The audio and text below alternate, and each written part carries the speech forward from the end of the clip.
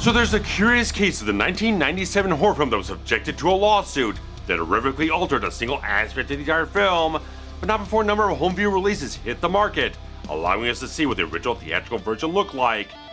So let's delve into just how much of an impact that one little change made to The Devil's Advocate.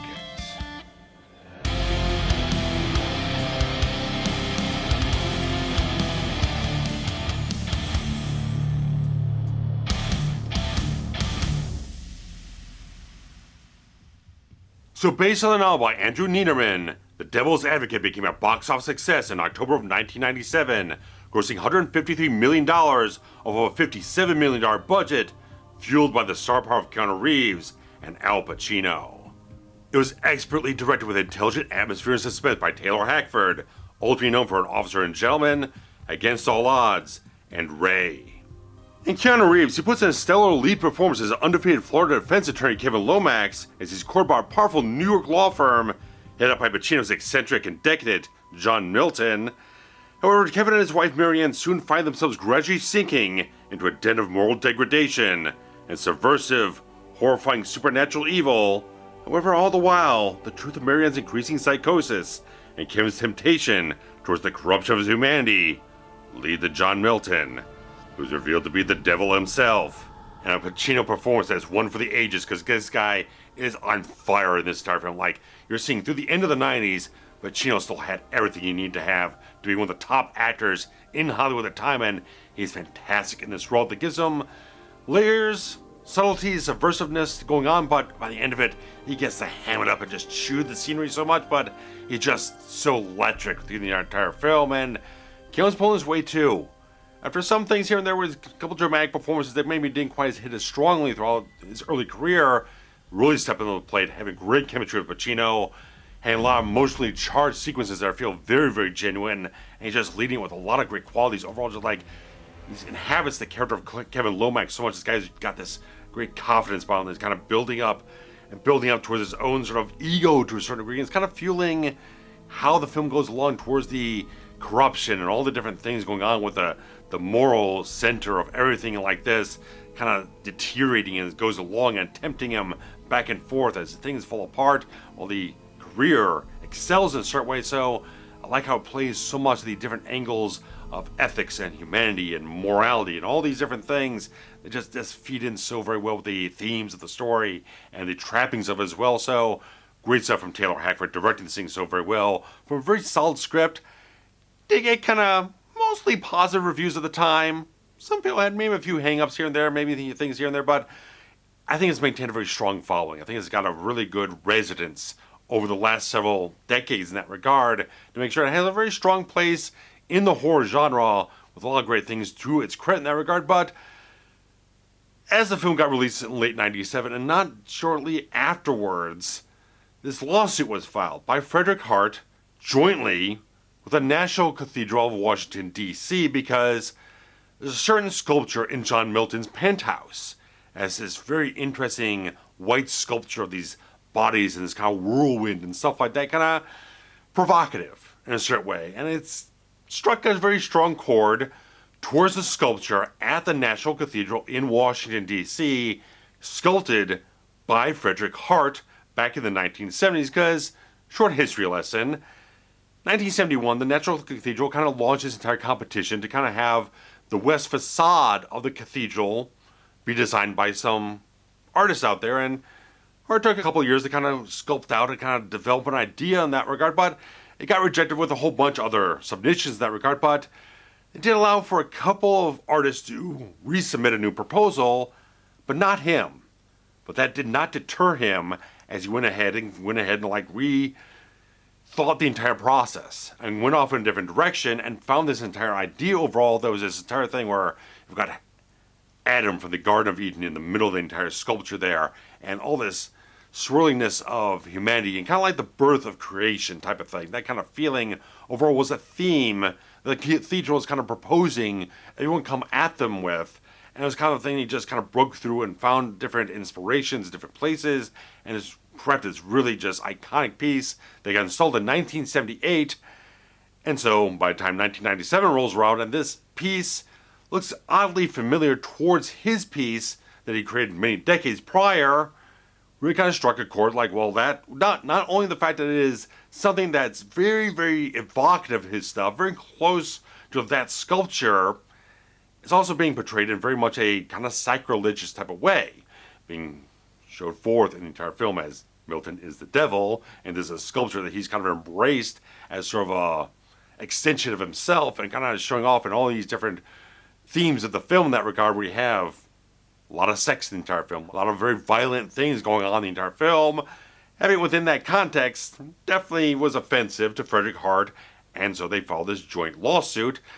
And Warner Bros. Tried to have an argument against this because the sculpture of Ex Nihilo, the one Frederick Hart made, kind of argued like, oh, we weren't aware of this entire thing when we designed this thing for the film, and some kind of fair use kind of type of argument in a certain way, maybe because it got transformative at a certain point in time, but obviously none of it really stuck in that regard. But all this was settled by February of 1998, but ahead of that, a federal judge told them you would have to hold off any home video release until there is a settlement done or there's a trial verdict on the entire case here, and so eventually there's a settlement.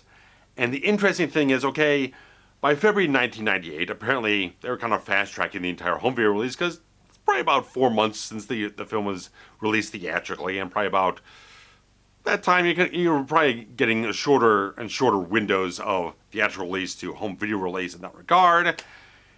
And so they actually had already started printing and pressing everything for the home video release, VHS, Laserdisc, and DVD.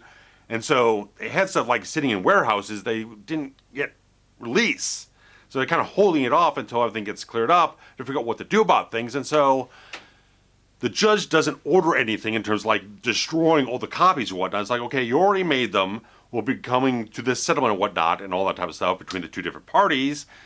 And so each one of the releases that would come with the original theatrical version would have to come with some sort of disclaimer on it. Something's got a sticker on it, like the Laserdisc, or they got something printed on the back of it, like the DVD release, the kind of disclaimer in that regard saying this has nothing to do with Frederick Hart and the National Cathedral, stuff like that.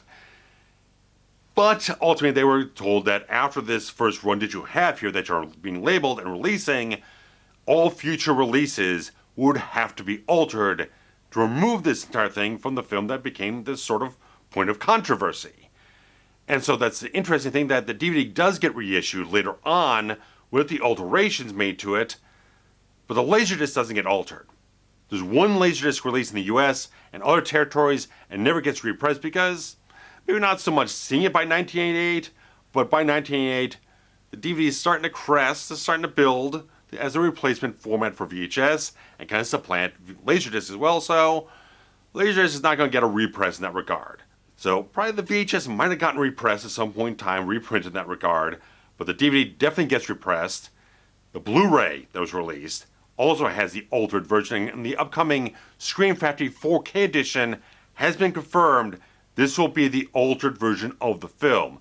It's been labeled as an unrated director's cut because after they altered the film, they didn't bother to send it back to the MPAA to get it recertified, because as you make changes, you have to get recertified in that regard to make sure everything is above board in that regard. So they just never bothered to put forth the effort because it probably costs them a little bit of money and time in that regard. I felt like there's no point to it. We can just advertise it as an unrated director's cut, which doesn't really isn't all that warranted about what people would kind of see as an unrated director's cut as something that have more graphic imagery or sexual content or more crass stuff in the entire language of the film, stuff like that, or a director's cut as the thing would be adding new scenes or cutting stuff or re-editing the whole thing. It's a little bit of a shady thing in that regard to create a little bit of a ambiguity about the content of the entire version of the film that's been currently released over the last several decades. But on the technical end of things, both DVDs are anamorphic enhanced widescreen presentations, and neither transfer is superior to the other. They're both virtually identical in terms of the quality, and they have the exact same bonus features in terms of audio commentary from the director for the entire film, whole bunch of deleted scenes with a commentary on top of that, and a theatrical trailer. So you're getting basically the same package. There's no real reason to look for one over the other in terms of features or technical qualities. Now, the sculpture appears in 3 different sequences in John Milton's penthouse, but it's only fully altered for 2 of them, strangely enough.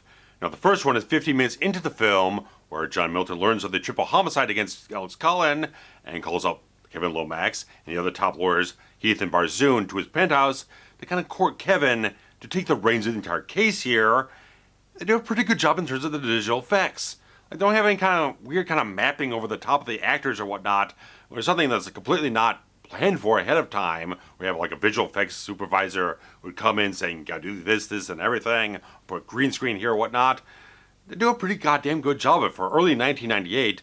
It's pretty seamless in that regard, but it's now turned the sculpture into a very nondescript type of thing, because before, when you have like Kevin Lomax stepping into that penthouse for the first time and beholding this entire sculpture, this entire thing of these bodies of humanity kind of wrapped up in this kind of whirlwind of all these different things. Like, it's a very bold statement about the character of John Milton. It just says something about the character, but now it's just kind of nothing in sculpture, just all this kind of swirling type of stuff that just tells you nothing about anything.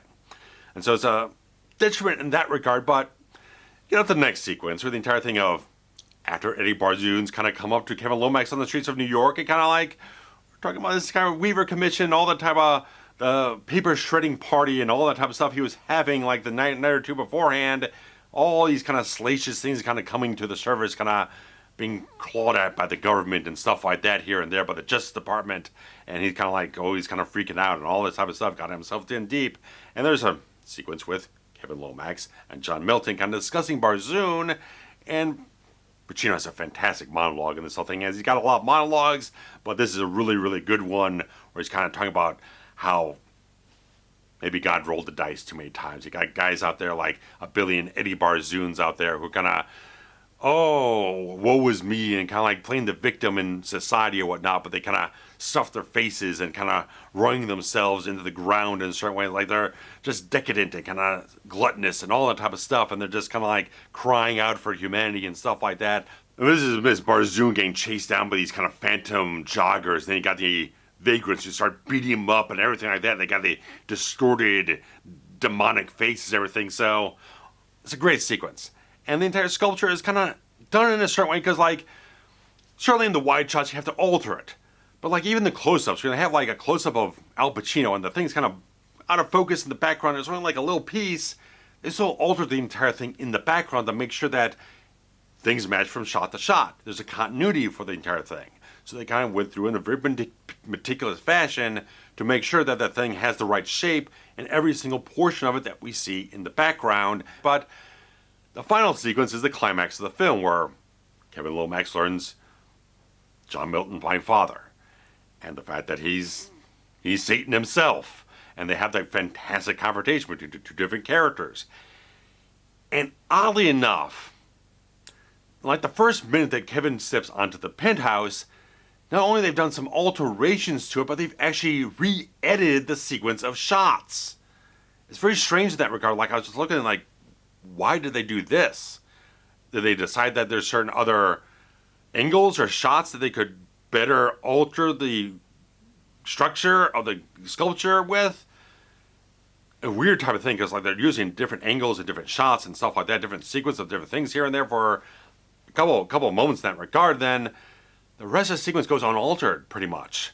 Because at first you had the entire thing kind of swirling around and whatnot, and kind of this amorphous type of thing, but then eventually settles into the original sculpture they had on set.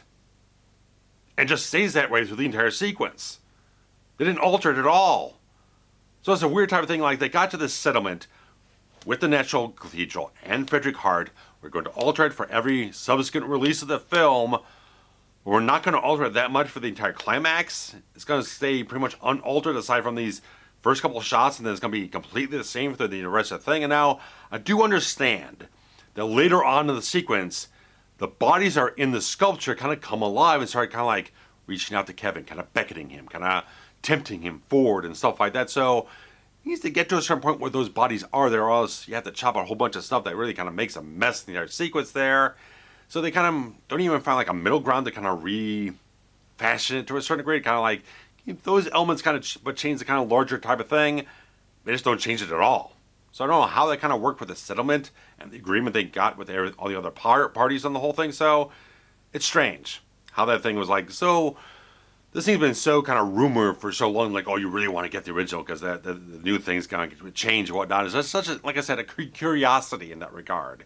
To get the kind of rare original version that has been kind of shunned away because of lawsuit in that regard. And like I said, it's not even a matter of actually paying the artist. It's a matter of principle. It's the entire thing of what it represents in the film versus what his sculpture represented to him and the cathedral in that regard. So they're kind of diametrically opposed viewpoints in that regard about what they mean in these two different contexts. So not really any time wait for this thing to kind of come together and just like reinstate the original footage for a future release.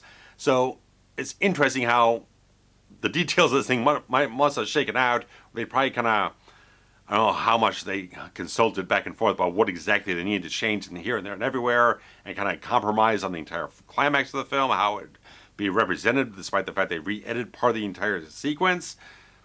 Peculiar in that regard, but showing that here, it's got a nice little added wrinkle to the entire thing that I don't tend to see kind of brought up in that regard in terms of A to B comparison of how those two different sequences were put together in that regard, but it's interesting. Like I said, it's not hard to kind of find the Laserdisc. It's very much available. You go on eBay, you can find a whole bunch of them. There's like, go for like maybe $15, $20 in that regard. No one's really overcharging for it. They're kind of like, it's about what you'd expect in that regard. The DVD, though, is, even though they kind of release over 400,000 copies of the DVD and stuff like that, and of course, VHS in that regard, DVD is a little more, you gotta kind of sift through and kind of pinpoint a little bit more, particularly because the packaging is where you have to look for things. Because on the reissued version, they've added that special edition banner to the spine of the entire thing, but more particularly, for the original version, you want to look for that disclaimer on the back, but also there's the catalog number on the spine, which the original version says 15090. These are the main brushstrokes to find the version that you want to find if you want to locate the original theatrical version on DVD. Now, like I said, it's an early DVD, even though it's anamorphically enhanced, the quality's not that great. Of course, a lot of the footage I'm showing here is from that disc, and you can see it's not a high quality DVD in terms of like where DVD would go in just a couple of years beyond that, so not the best type of thing.